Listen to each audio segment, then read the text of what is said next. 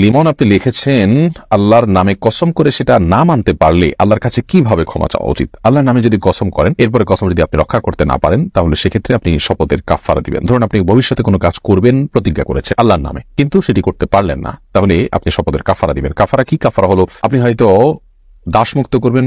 দাস নাই আমাদের সমাজে, সেটি মুক্ত করার সুযোগ নেই, অতএব আপনি হয় 3 দিন রোজা রাখবেন।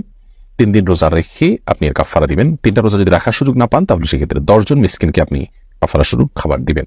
তাতে ইনশাআল্লাহ বিইذনিল্লাহ আপনার কসমের কাফারা হবে এবং দায় মুক্তি হবে। এরপরে মুক্তা খাতুন আপনি লিখেছেন, দুষ্টুমি করে আমি আমার স্বামীকে শয়তান বলি, আমার স্বামীও আমাকে শয়তান বলে, এতে কি আমাদের গুনাহ হবে?